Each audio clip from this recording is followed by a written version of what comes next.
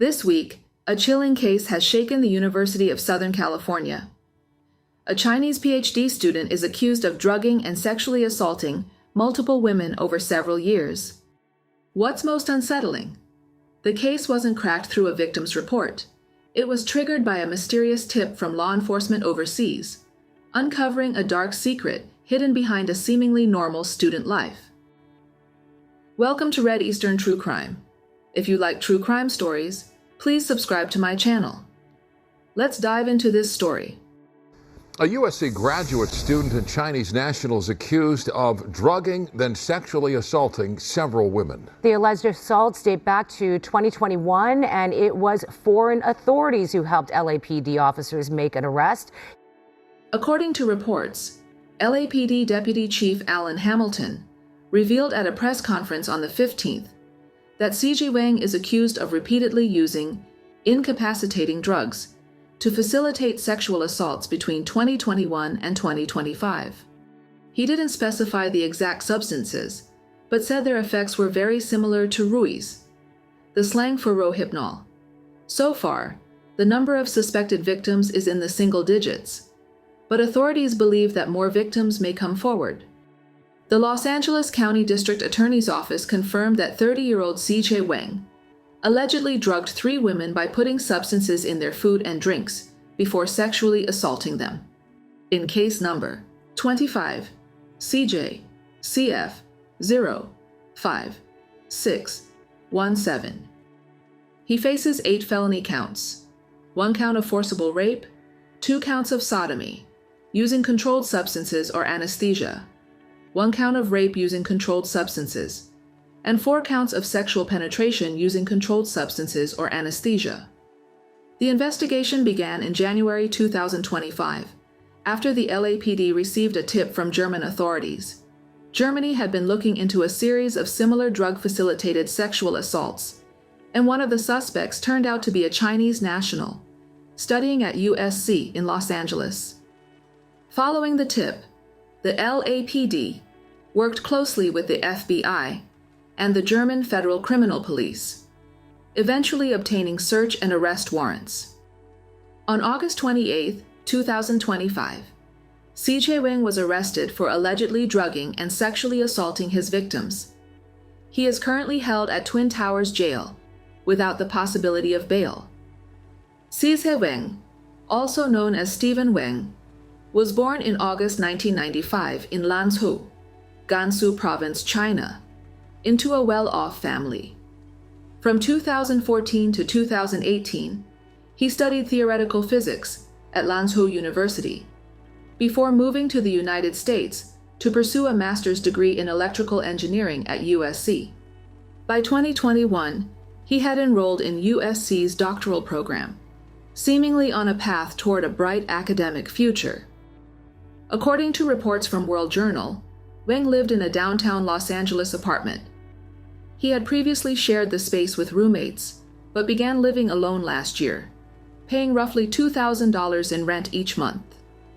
He was a familiar face in the labs and on campus, performing well in academic research. He had worked as a research assistant at the Cronin Research Lab, and at one point, an online notice even congratulated Dr. Weng on May 16th, though the page has since been removed. Holding a student visa in the United States, Weng had recently begun looking for career opportunities, both in the US and China. With his academic credentials, it seemed likely that he could secure a high-paying position back home. Friends and acquaintances described Weng as gentle and approachable. He had a wide circle of male and female friends, and had previously been in a long-term relationship.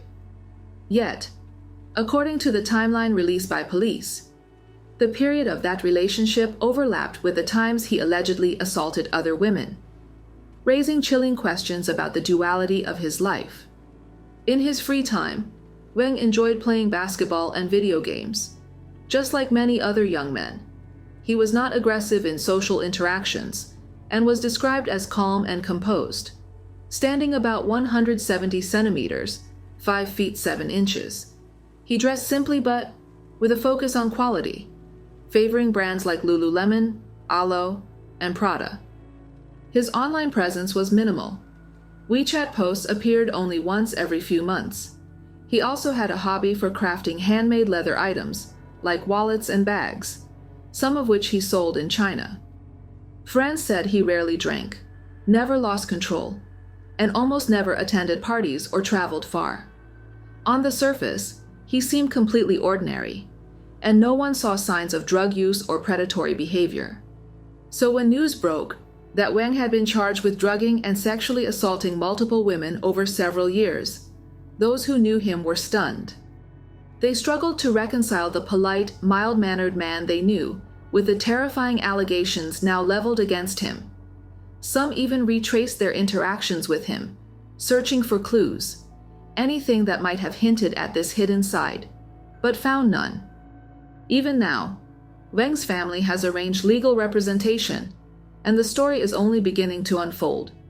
What appeared to be a normal doctoral student, a promising academic on a path to success, now hides a dark, hidden side that shocked friends, classmates, and the community alike.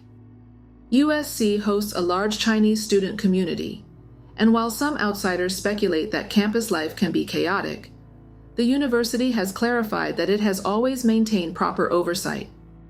Doctoral students undergo annual training on sexual harassment and assault prevention, and teaching assistants are specifically instructed to maintain safe boundaries with students of the opposite sex.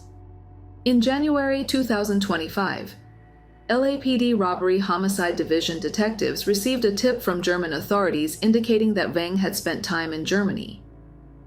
Police did not reveal the exact investigation that led German authorities to identify Weng as a suspect. This tip sparked a joint investigation with the FBI and the German Federal Criminal Police. After nearly 9 months, authorities obtained search and arrest warrants. On August 28th, Weng was arrested on the USC campus, and his residence in University Park was searched. Investigators uncovered evidence linking Weng to multiple drug-facilitated sexual assaults, spanning from 2021 to 2025. So far, 3 cases have been confirmed.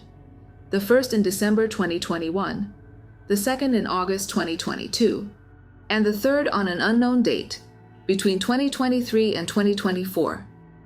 Police have not released full details on the evidence recovered, but they have made it clear that the investigation points to more victims, and the assaults may have occurred outside Los Angeles as well. After his arrest, Weng refused to cooperate with authorities. On September 2nd, he pleaded not guilty to all charges and was denied bail. A preliminary hearing is scheduled for January 14th, 2026, at the Foltz Criminal Justice Center in downtown Los Angeles, where the court will decide if there is enough evidence to proceed to trial. The LAPD made this case public because they believe there are additional victims. Anyone, whether in the US or abroad, who believes they may have been victimized by Sizhe Weng, is urged to contact the Robbery Homicide Division. Anonymous tips are also accepted through dedicated phone lines and online channels.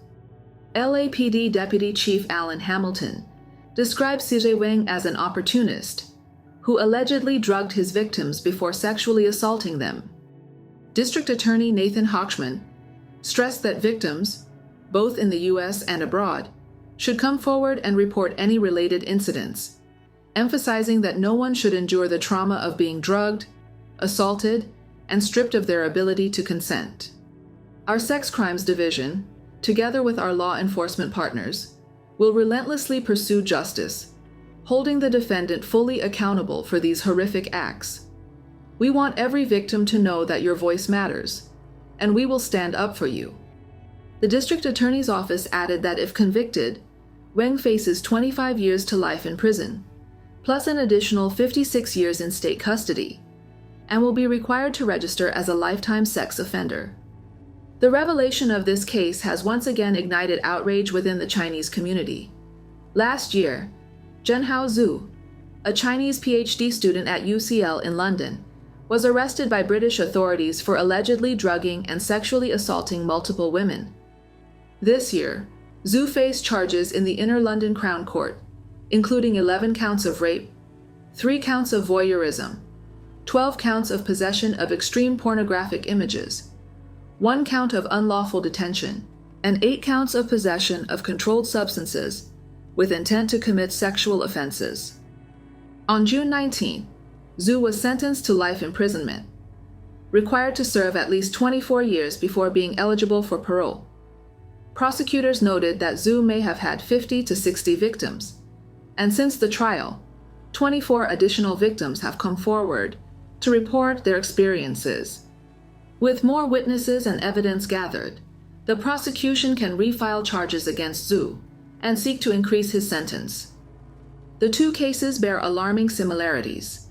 Both offenders are young Chinese men, both pursuing doctoral degrees, and both employed disturbingly similar methods. It remains unclear whether Sizhe Weng and Zhenhao Zhu knew each other, or whether they were connected through some secret network. Weng's 3 known incidents occurred before 2024, so he was likely aware of Zhu's case and its outcome. It's unknown whether Zhu's sentencing had any impact on Weng, or if he ever imagined his own arrest would come so swiftly. Chinese netizens have labeled Weng the second Zhu, expressing a desire that he too be locked away.